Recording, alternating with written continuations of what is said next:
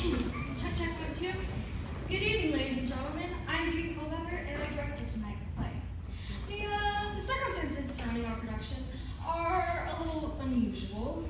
You see, I was very flattered when Billy St. John, who wrote Murders in the Air, as you probably noticed in the program, Heir is spelled H-E-I-R. Get it? Yes. Well, as I was saying, I was extremely flattered when Mr. St. John contacted me and asked me to put on his play's premiere production. Actually, it was work in progress, and while it's very exciting to be a part of creating brand new work, to tell the truth, it put quite a strain on me, playwright, and the cast. You got that right. Hush, DJ! Actors should be unseen and unheard until the lights go up. Sorry about that. Fact is, the play isn't quite finished. Oh, don't worry, we're still gonna go on. The show must go on, as somebody once said. I don't know who said it, but I'd love to get my hands around their neck. The play isn't quite finished. You see, it's a murder mystery, and most of the characters have great motive to murder. Well, you'll see who. But the problem was, Mr. St. John couldn't make up his mind as to which character should be the murderer. He put together many experiments, he put on many scenes, he wrote so many things, and yet he still couldn't decide. As it got closer and closer to opening night, the tension in the air, that's A-I-R, grew so thick you could cut it with a knife. And that is when Mr. St. John had what I feel will sure prove to be a temporary breakdown. The reason he's not here with us tonight is because he's presently under heavy sedation and in a locked room with lots and lots of padding. Some people have all of the luck. The cast, the crew, and I are here though, and we are determined to provide an entertaining show for you, even if it kills us. As just a figure of speech, of course. And that brings me to my main point of being up here. 2 notes that you're going to have to help us. If you look in your programs, you'll see we've inserted a loose slip of paper, a ballad of sorts. During the first act, you'll discover which characters have the motive to murder someone who will indeed be dead by the time the act ends. During our intermission, we're going to need you to check on your ballot which character you think murdered said person. Ushers will then circulate the lobby, and we'll tie those ballots up quickly. And for the second act, we'll put on the scene Mr. St. John wrote for that specific character. At least, that's what we hope will happen. It got very confusing during rehearsals. It's a wonder we didn't kill the playwright. Quiet! Look, we may as well get started. I saved myself a seat right up there in the front row to follow along in case things get a little shaky, which they won't, but just in case. Are you ready, cast? As ready as we're gonna be. Then let's do it. Places. Lights. Action.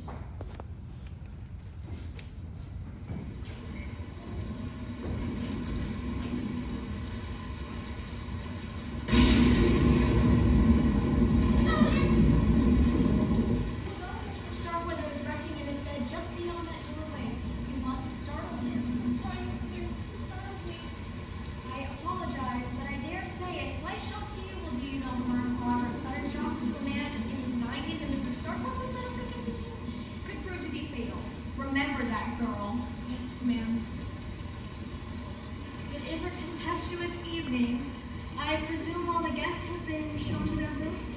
Yes, well, all but Mr. Starkweather's grandson, Mr. Simon III. His college is a long ways away in the storm, you know. I do hope we can start without him. Mr. Starkweather is getting up in his years and he needs his rest. I assure you, Miss Withers, the room is spotlessly clean. I sure hope so. The merest mote of dust makes Mr. Starkweather's asthmatic condition almost unbearable. I have been working as Mr. Starkweather's housekeeper for many years before you came here, Miss Withers. I don't need you to tell me how to do my job. You brought the coffee? It's on the table, Miss Trent. Well, hurry up and go back to the kitchen and everyone help with the rest of the refreshment. Yes, ma'am. Mr. Starkweather gave you specific instructions. He wishes to have everyone at the drawing room at 8 o'clock sharp. I'll have Benson first and touch the guest room. Mr. Starkweather will be ready. Coming, Mr. Starkweather!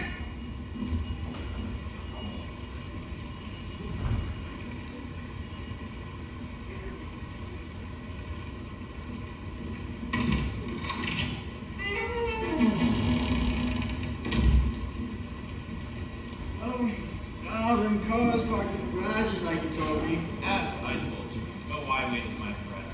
You're dripping water all over the foyer. Why did you enter through the front door, Rufus? I told you a million times that servants never enter through the front door.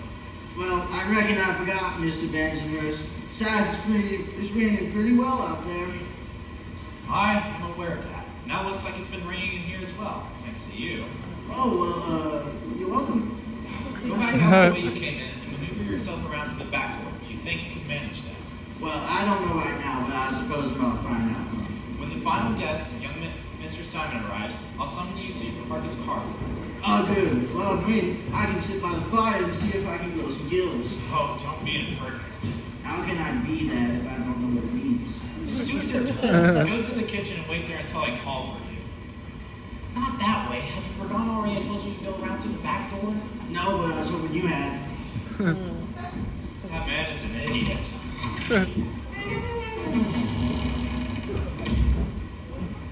I heard that.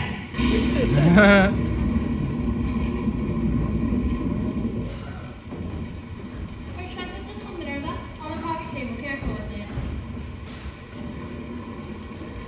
I think everything's ready. You think wrong. Place the cups on the saucer so all I have to do is pour the coffee. Yes, ma'am. Miss Van Zandt informed me that Mr. Starkweather wishes his staff to be present as well. He wants the servants here? Precisely. Even Rufus. I had been informed of that fact sooner, I would have ordered him to take a bath. But he's been out in the rain parking cars, so perhaps that will help. If you ask me, Noah's flood wouldn't help. Be that as it may, I shall still summon him and Mrs. Trent. Why would Mr. Starkweather want the servants to be here? You remember when I'll pull my crystal ball and let you know. Do you remember what I told you when you first came to work here? Yes, Minerva. Do as you're told and don't ask questions. Exactly. Stick to that. I will, Minerva. Oh dear. I never know what to wear on special occasions. I suppose that the Simon inviting us here is a special occasion. Isn't it, Jordan? I suppose so, especially when you consider that most of the time he treats us like lepers. You think Simon treats us like jungle cats? Not leopards, but lepers. Forget it. And don't worry, you look fine. Thank you, sir.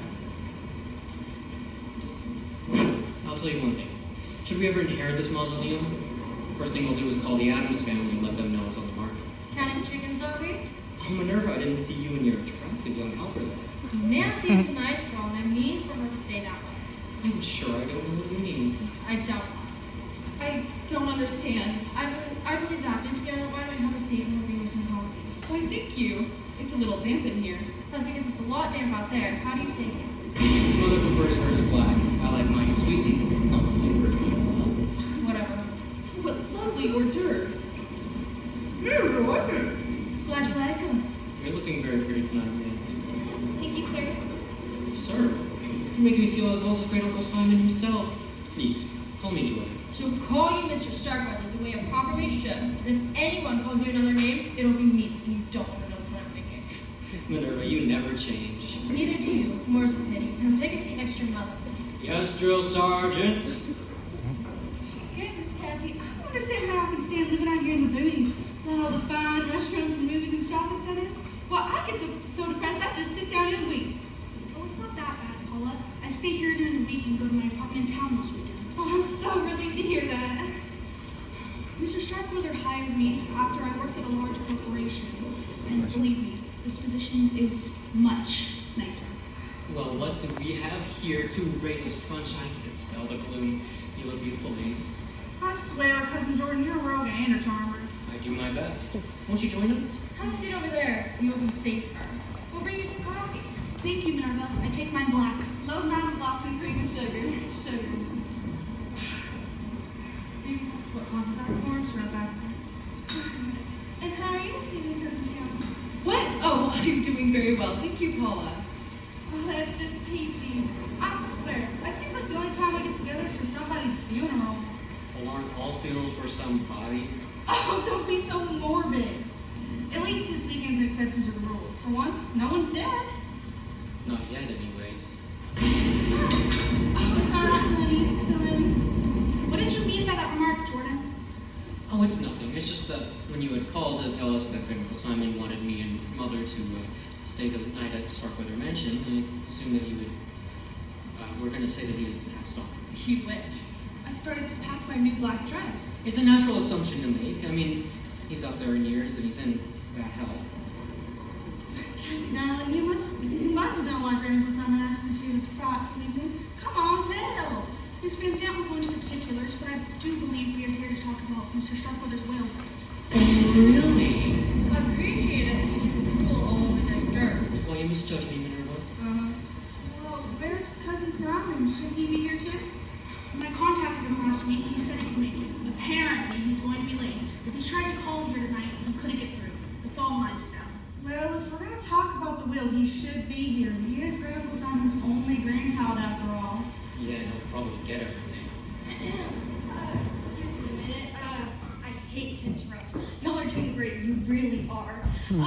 Folks, I suggested to Mr. St. John that these family relationships might be a bit confusing. But before he had time to write an extra scene that added in that explanation, he sounded like a rubber band. So I guess I'll just tell you. I believe it works just like this. Let's see.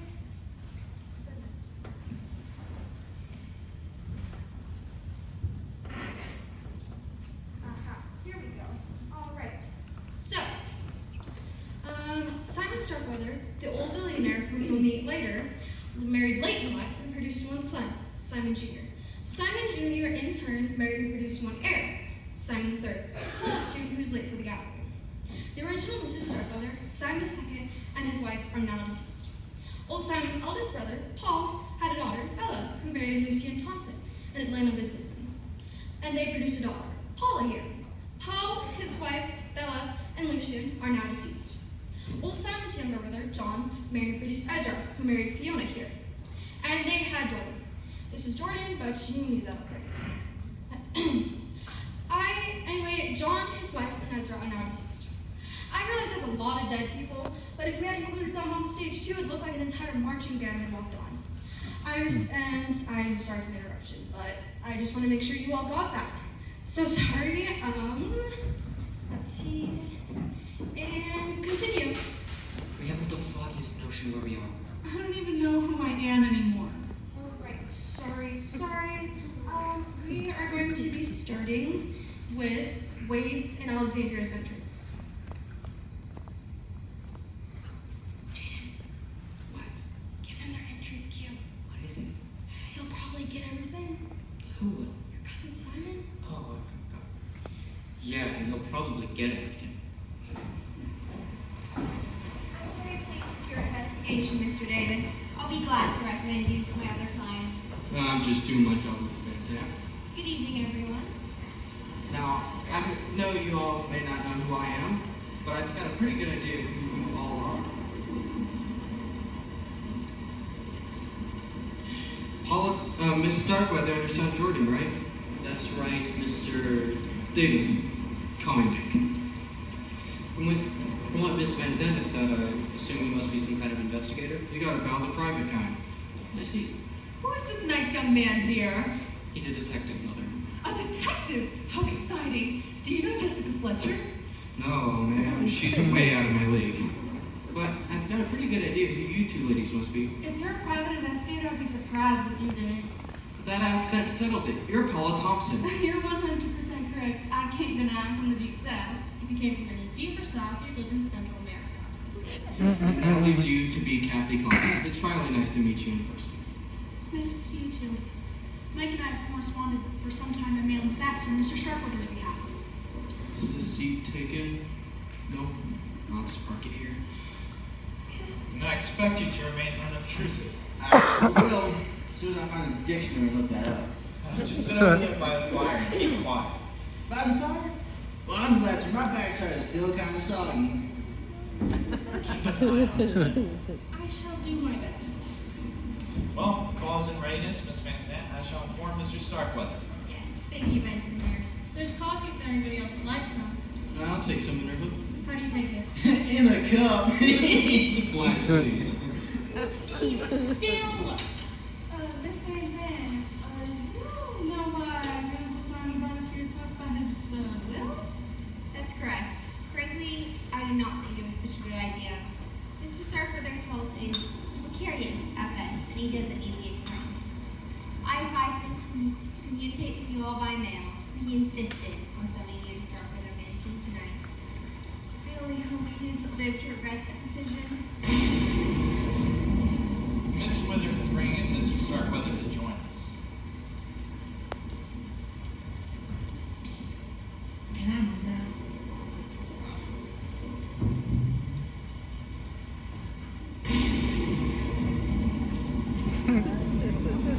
You are Mr. Starkweather. Go! I shall be right here if you need me.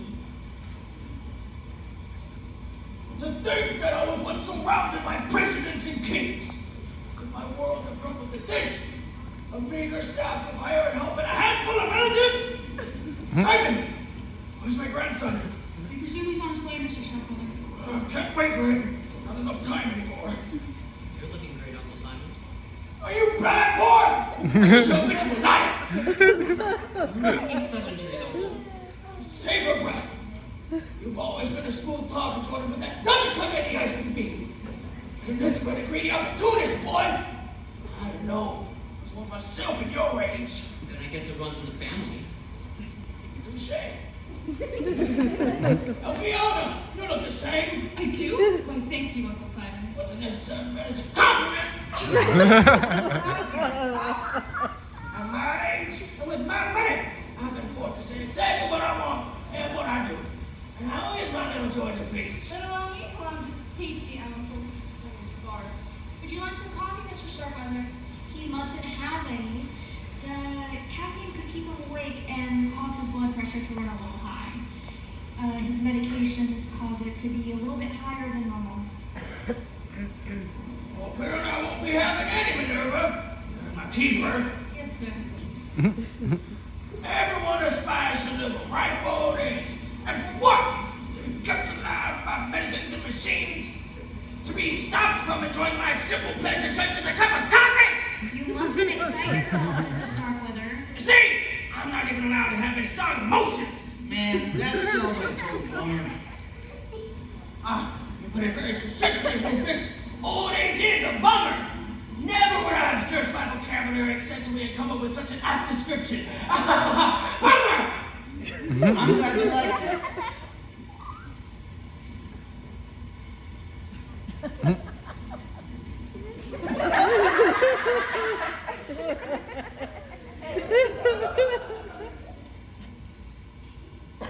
According to my doctors, I won't have to remain prisoner in this weak old body much longer. So there's only one thing that I'd hate to leave behind. That'd be my money. You know what they say, Uncle Simon? You can't take it with you. Yes, and that's what they still say. So, years ago, I had Lois here drop my will. I suppose you'd like to know how I provided for you, my heirs. I for one would teensy bit curious. A teensy bit, eh? I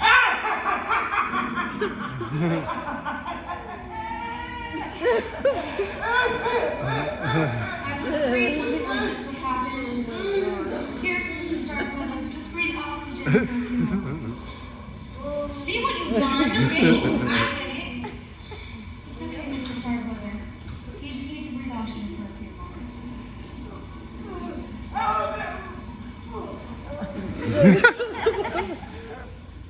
Very well. This is the will Mr. Starkweather was referring to.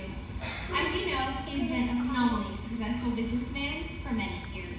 I'll say, he's been on the cover of Forbes magazine at least a dozen times. I never read that. He has the distinction of becoming one of the world's first billionaires.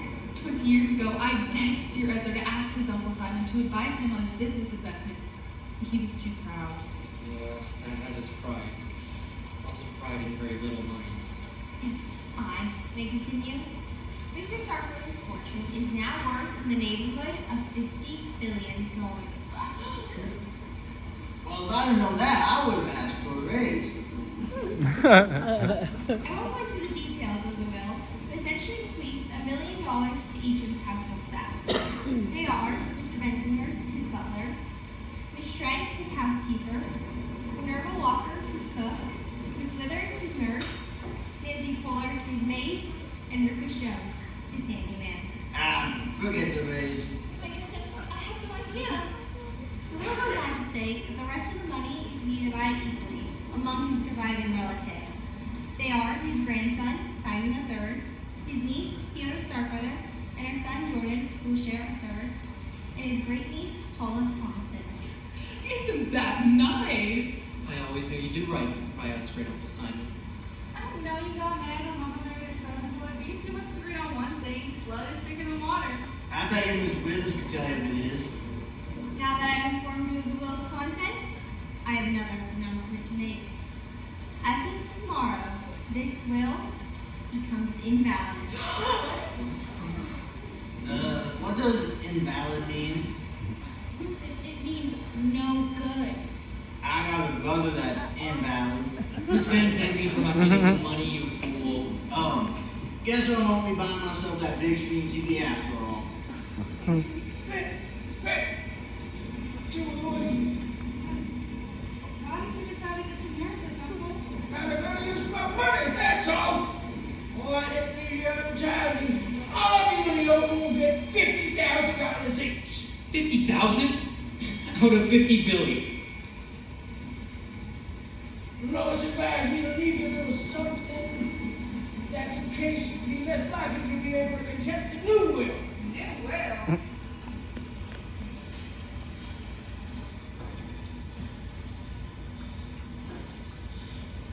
Oh, Mr. Starkweather over here hired me to conduct an investigation on the quiet.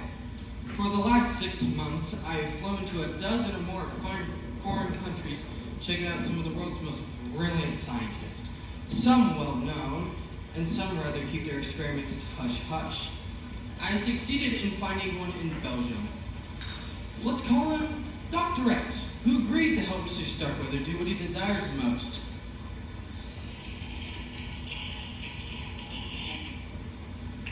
To clone himself. I don't understand. That's okay. I'm glad I'm not the only one here. Those blood and skin samples you have to prepare, the ones you said would be examined by specialists? They were examined by specialists, Withers. Specialists in DNA. I thought you were trying to find a cure. And I did find a cure. Not for my various ailments, but a cure for dying. And I did find it. Told me? Precisely. The modern science I shall live forever.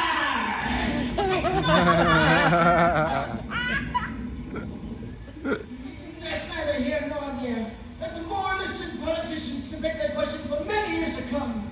In the meantime, Dr. X, as there's his name to him, will be creating a brand new me. Sit down, Withers. Tonight you seem to be displeased. Not, I suspect, because of the moral question, but because of the changes in fortune. And to that I say, too bad! Cloning is a very expensive process, and especially since mine must be done in absolute secrecy. But I will still have a sizable fortune left over. Now.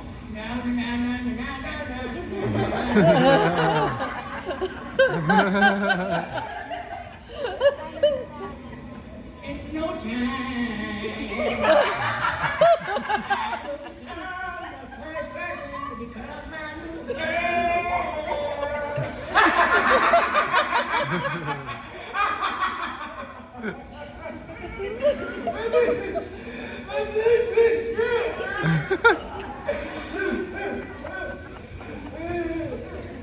If you'll excuse me, I need to take Mr. Starkweather's blood pressure. I'll have to take her right here.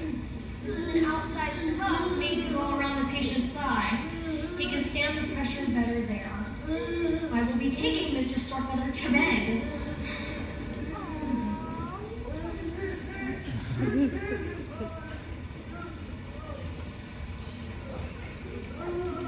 I guess our meeting is concluded.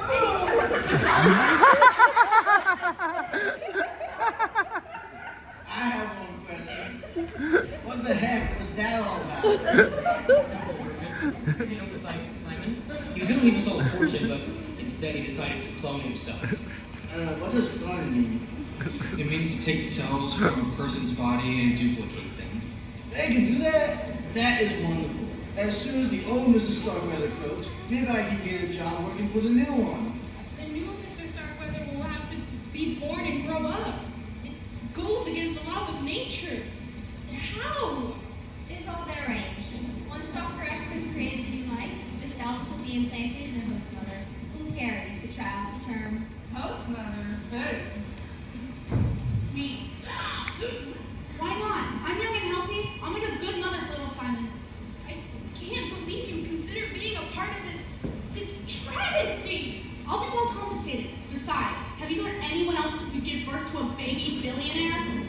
Uncle Simon is giving his money to a baby?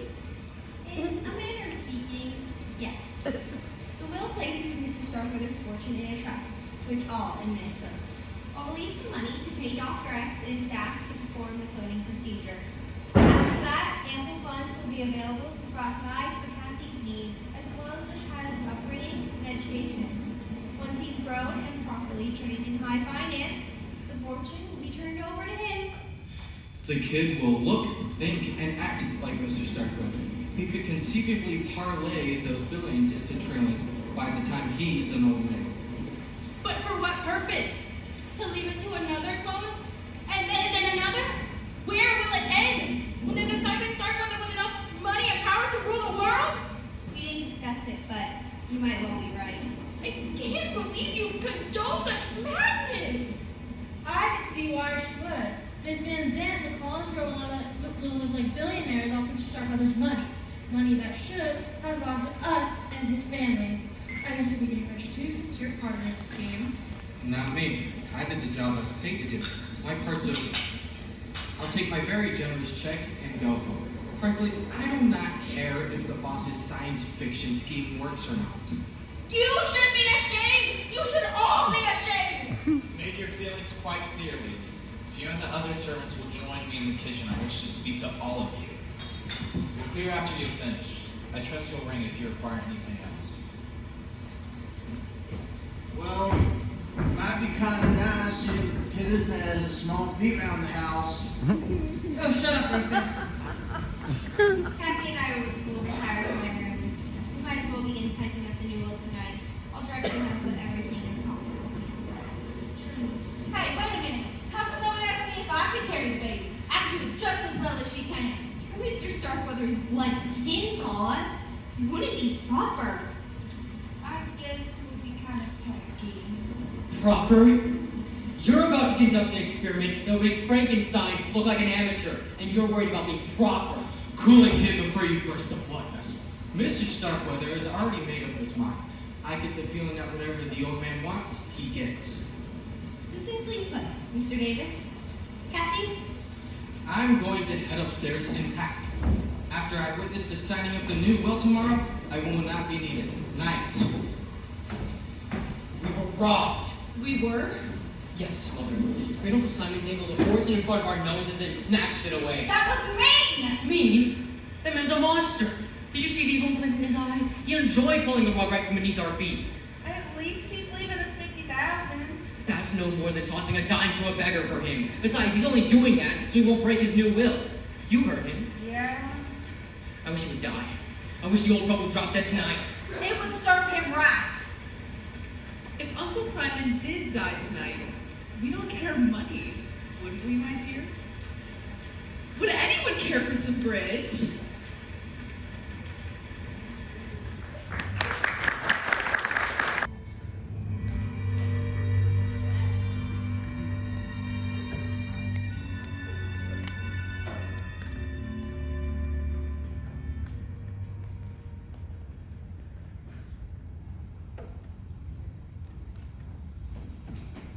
A penny for your thoughts. That's all I can afford to pay now. Mr. Starkweather, Remember, it's Jordan. At least when Minerva the Dragon Lady wasn't around. I thought everyone had gone to bed. I got an urge for a midnight snack, so... Let me fix you something. Oh, no, never mind. What are you doing now? Miss Trent sent me to make sure the fire goes closed so no sparks pop out onto the rug. And burn Starkweather Mansion to the ground. You know, that isn't such a bad idea. You mustn't speak like that. You know Mr. Starkweather's an invalid. You read my mind. Jordan! I got you to me by my first name. You mustn't suggest things like that. It's wicked. Now, why would that surprise you? Everyone knows I'm the black sheep in the family. I mean, if it happens tonight, you'd have millions and I'd have billions. Think of all the good times we could have together. Don't. I mean, it's a tempting thought, admit it. It's not. It's a terrible idea. Which part? The part about the money or me and you together? The part about the money. So what about us? Nancy, I I thought you were gonna help me with the dishes. was just checking the French doors to make sure they were shut. I see. And what are you doing in here? I got hungry for a midnight snack and I saw Nancy, so I stopped for a little chat. That appetite of yours is gonna get you in trouble one of these days. What are you doing with that knife, Minerva? Mincing onions. At midnight. I can't stand to have anyone see me cry. I thought I heard someone, so I came in to check. If you're hungry, you can come with me and I'll find you something. Yes, Minerva. Whatever you say, Minerva. Finish checking and then come help me with the dishes. Yes, ma'am. Come on.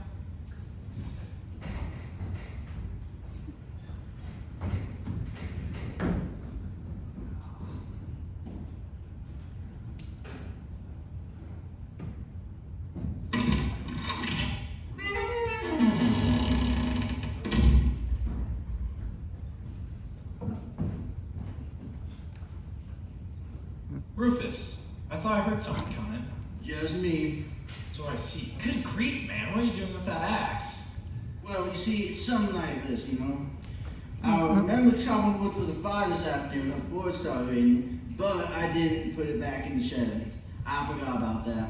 I've been dismembering things lately, and when it came to me where I left it, I figured it'd be best if I just brought it inside and dried it up good before it rusts. That's fine, but why bring it into the living room? And besides, how many times do I have to tell you to use the back door? As many times as you want. I ain't counting. I swear you'll be the death of me yet, Rufus. Go to the kitchen and have Mrs. Trent give you a towel. But I ain't wet. It quit raining. I know that. To dry the axe? Oh, yeah. Yeah. The back door. Well, if that man had a brain, he'd be dangerous. I heard that.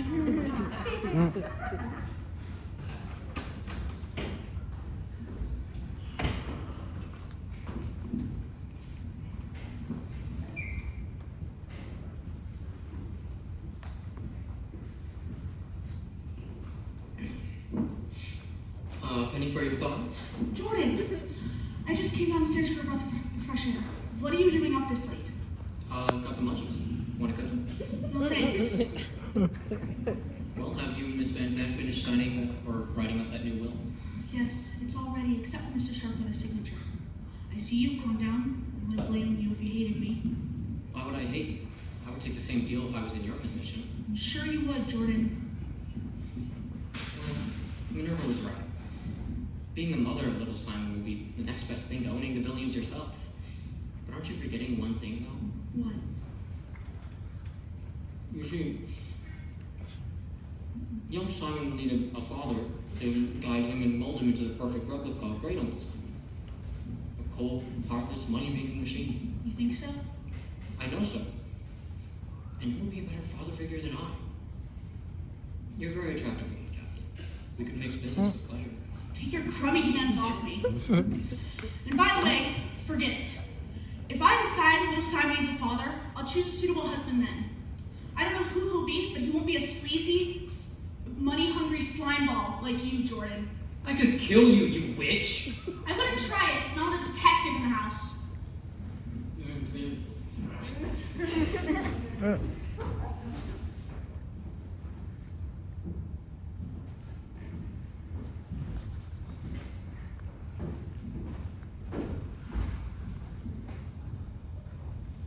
Are you finished in here yet? I need to make everything all right. Well, hurry up, girl. Minerva wants you in the kitchen. Yes, ma'am. Don't dawdle. Someone left the French doors open. I'll close them.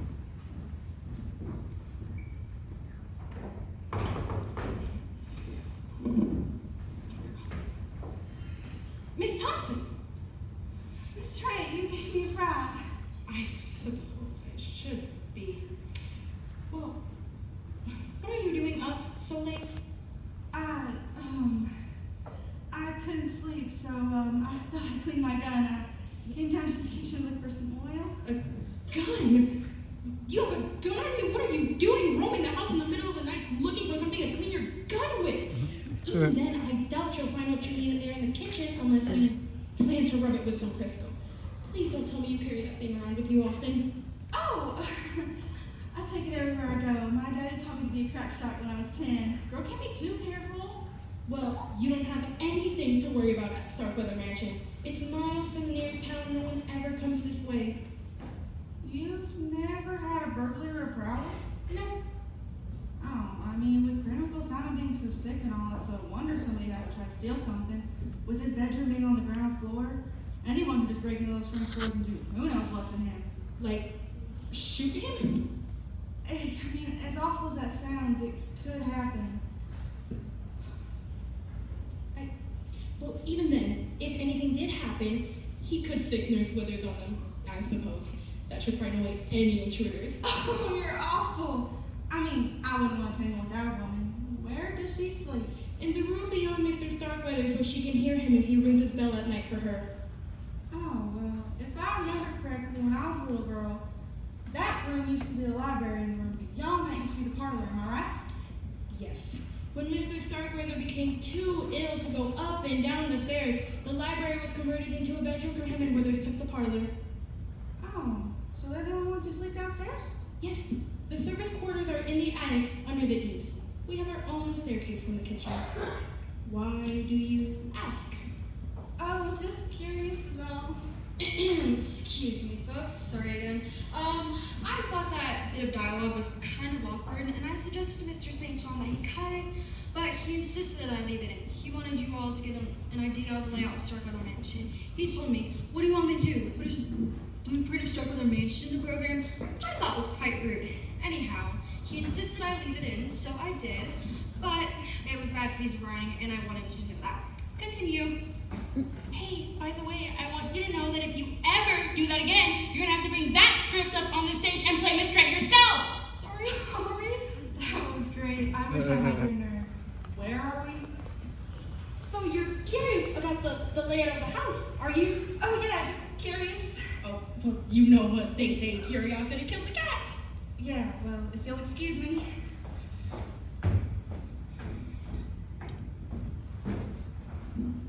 Wouldn't it be ironic if someone did break in tonight of all nights and...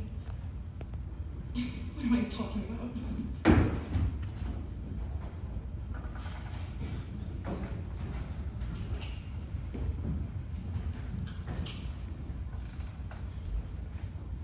Mrs. Starkweather. Bensonhurst! You frightened me to death! My apologies. Might I ask what type of pills you just strewn across the room? Digitalis! For my heart. I have a heart condition.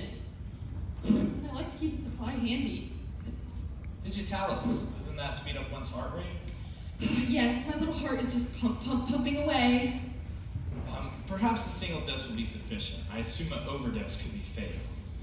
Very, extremely fatal. Or am I being redundant? I suppose fatal is fatal, just like dead is dead. Don't you agree? Completely. One could not be deader than another. Dead longer, perhaps, but that is the only comparison for that word that comes to mind. Why did you bring your medication into the living room in the first place, though, may I ask? Why? That's a very good question. Why did I bring them down here? Oh, I remember. I was going to show them to Miss Withers to see if she has any free samples. With her medical connections, you know? But it looks as if your pill bottle was full already. It never hurts to plan ahead. I had better put these up. Allow me to assist you. Bensonhurst, may I ask you something? Be my guest. Why are you carrying a wrench? A wrench? Well, you see, I just so happened to remember Miss Withers mentioned she thought the valve on the gas heater in Mr. Starkweather's room was a little loose. I thought I could give it an extra turn or two. Oh, how mechanical of you. We wouldn't want any of that gas to escape into Mr. Starkweather's room. Naturally not. But first things first, shall we? I feel like a pigeon pecking popcorn. Oh, you missed one there. Where? Beside your left kneecap. Left kneecap. Oh, got it. They've just rolled everywhere. Round objects tend to do that, madame. There's Withers! Oh! Miss Starkweather, what are you doing on the floor with Bensonhurst? We're picking Stark and Digitalis. Please watch where you put your feet, my dear. Both of them. I assume Mr. Starkweather has required an injection. Is there any problem? Nothing I can't handle. His lungs seem to be somewhat congested, so I took him from his bed and sat him in his wheelchair. He can breathe easier in an upright position. My. Where would Uncle Simon be without you? Dead. Without my help, his heart would have stopped beating a long time ago. Speaking of which, wasn't there something you wanted to ask Miss Withers, Madame? Was there? The Digitalis? Oh, yes, Miss Withers. I came down to see if you had any manufacturing samples of Digitalis that you don't need. I have a heart condition and I like to keep supply handy. I can see why you would. Yours tend to run out, don't they? I'm sorry, Mrs. Starkweather, but your uncle requires every pill he's got to keep him going. My. We had better pick all of mine up then. Will you help us, my dear? I suppose. Is this a private game, or can anyone play? Oh, Mr. Davis! We're picking up spilled pills. Really? I thought you were hosting a tiny marble tournament. I'll pass. Here you go, Mrs. Starkweather. I really must return my duties. And here are mine. Oh, thank you. Thank you from the bottom of my heart. If you'll excuse me, How's the boss, Miss Withers? Bossy, he rings for me incessantly. He sent me for a pitcher of fresh drinking water. If I'm not back in a minute, he'll start ringing his bell for me. See what I mean? Coming, Mr. Starkweather! Spoken like a true member of the medical profession. What's with the wrench, pensioners? Got some kind of problem I can give you anymore? Thank you, sir, but no. Oh, wait. I too shall excuse myself. Well, You're up kind of late, Mr. I could sleep. What about you, Mr. Davis? No, I'm a real night owl, and besides, I was hoping young Simon Starkweather would show up. I was hoping to meet him. Simon's a very sweet boy. I do hope he's all right with the storm and all. He may have just let it pass. It's starting to cloud over again, it seems. We could be in for another deluge. Oh, I certainly hope not. With that, I'll believe I'll go and lie down. Well, good night again, Miss Starkweather. Good night.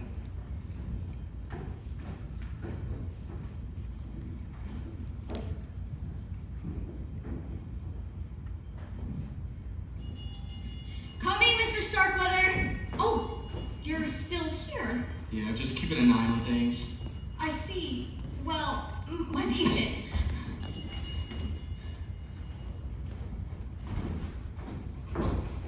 To Mr. Davis. Yeah, I'm up as everyone else. Everyone's so... There seems to be more traffic passing through Starkweather's mansion at midnight than what goes down in the interstate during rush hour. I know what you mean. I've been hearing footsteps go past my bedroom door all evening. I'm not surprised though. We could have guessed Mr. Starkweather's announcement would give his heirs a sleepless night or two. Between us, Miss Van Zandt, this cloning business, what do you think about it? I'm a lawyer, Mr. Davis. I need to think, not feel. Can Mr. Starkweather be cloned? Definitely. There's no question the technology exists. Should he be cloned? Let's just say I wouldn't want to be the first to challenge nature by creating another Lois Van Zandt. Right, I'm a simple guy. I've got enough to deal with in one lifetime. The sooner we could get this signing over with and I could get back to the real world, the better. The new will's finished. Mr. Starkweather can sign it first thing in the morning. Well, the old boy's still awake. I saw that nurse walk in there a few minutes ago. He rang his bell for her. In that case, there's no reason he can't sign it now. Yeah, see. I'll go up to my room and grab the will.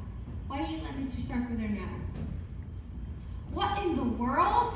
The circuit breaker must have tripped. But the storm passed hours ago. I know. I don't like this. I don't like this at all. Alright, I'll go find Bensoners and you can show me where the backup is.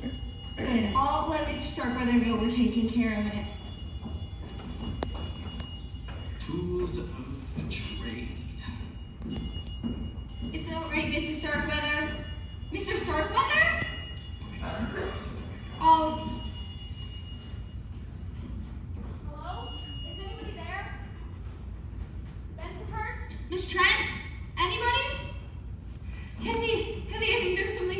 Mr. Starkweather. Oh no, Mason's not a really has he? No, perhaps he's just fainted. Mr. Davis is trying to. Oh my God. What happened? Someone struck me. It's Mr. Starkweather, help him!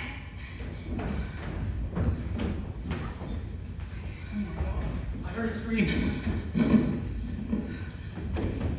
Someone with the blood pressure cuff around his neck. 300 milliliters of mercury. Mr. Starkweather has been strangled to death! Who could have done such a thing? Give me a break! I say you and nearly everyone else in this room are right up there on the top 10 list. Me? Hold it down. Let me check the body. Those drops on his robe. Is it blood? I'm not sure. Well, what else could it be? I'll handle it. I'm the detective. Remember? What can you tell us, Miss Withers? Well, I made sure that Mr. Starkweather was breathing all right after I brought him his pitcher of water, and then I laid down across my bed. When I came to, the lights were out. Hey, I noticed that too. Hush! Well, I was going to check on Mr. Starkweather after he started ringing that darn bell, and someone struck me on the head. By the time I came to, the lights were back on, and We can take it from there. You seem to be in charge, Mr. Davis. What do we do now? The way I see it, we try to reach the cops. If the line's up by morning, then I'll have one of you drive me into town, and we'll report there's been a murder at Starkweather's mansion. Murder. You know, maybe the old man just did himself in. Or maybe not.